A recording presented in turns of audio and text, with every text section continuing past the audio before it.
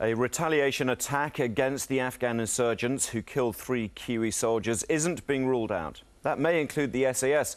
But one man who knows a lot about the fight doesn't believe we need to boost our resources in the area. Former Chief of the New Zealand Army, Lou Gardiner, joins me now.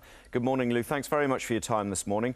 So 5 deaths in 2 weeks. This is a terrible situation for us. How would you, first of all, rate our government's response at this time? I think the Prime Minister's been spot on with what he said. We've got a withdrawal plan. We're working towards that, and obviously what to achieve when we withdraw, we want to actually have the security forces, the police and the military, able to provide security for the Afghan people. If we don't do that and we leave early, that is before the time agreed to, then some other country's got to step in and finish the job. And I don't think that's in New Zealand nature, and I think the Prime Minister's right on that we stick to the withdrawal plan. Absolutely. Now, given that the Taliban seem to be upping their ante as far as the attacks go in what was relatively peaceful area of Afghanistan, do we, in order to finish the job, need to put more resources in at this stage? There may be, and I've heard it suggested, some specialist resources in there.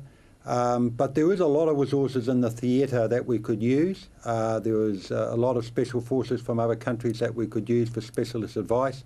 The most critical resource we need is intelligence. Any extra intelligence information does help us plan our operations and protect our troops. Now, you made it very clear just now that we're doing the right thing by staying with the fight until the withdrawal is more appropriate early next year or mid next year.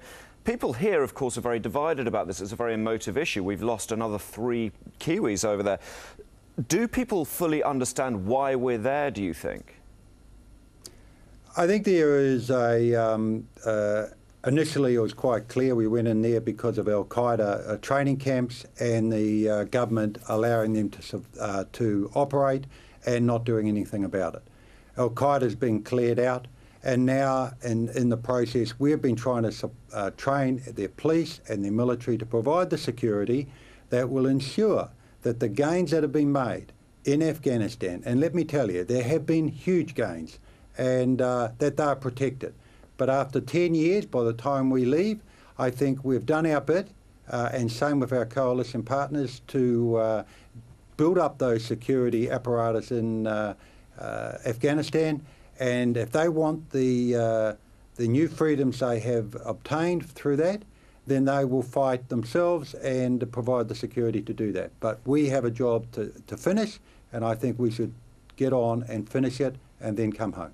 There seem to be some grave concerns, though. We were talking to a correspondent earlier who's in Kabul about the Taliban's show of strength here and the fact that a lot of the coalition forces seem to be bringing forward their withdrawal dates to early or mid next year, that come 2014, 2015, once the Americans have left, how much strength the Taliban will actually have? You know, the Taliban are in a very strong position. If you're an insurgent, you pick the timing, you pick the terrain, you pick the way you do the operation. So everything's in their favour. So and this is the fighting period in the summer of Afghanistan. There was no doubt about it that the Taliban have targeted Bamiyan. It was seen as an example to the rest of Afghanistan that what could be achieved, and they obviously want to upset that sort of information campaign. Lou, can I ask you, through your vast experience with the Army and also in Afghanistan, how our troops will be at this stage? What their morale will be like? They'd be finding this pretty tough, wouldn't they? Oh, no, this is tough. But let me tell you, I know our troops well enough that they want to finish the job. One of the things that really encouraged me as a chief was when you ask people why they join the Army, they join the Army to serve overseas. They don't join the Army to serve in Burnham or Linton. They want to serve overseas on operations and serve their country. And that won't change because of these deaths. This will strengthen their resolve to continue on to finish the job that they went to Afghanistan to do. And I've got to say here, There's tremendous thanks that this country should have to the families of these soldiers that are serving overseas, soldiers, sailors and airmen. They go through tremendous stress. I've been to so many farewells and seen the stress on families and then the relief when they come home.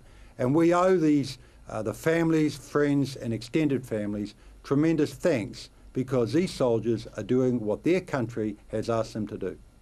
Okay, Lou Gardiner, thanks very much indeed. Much appreciated.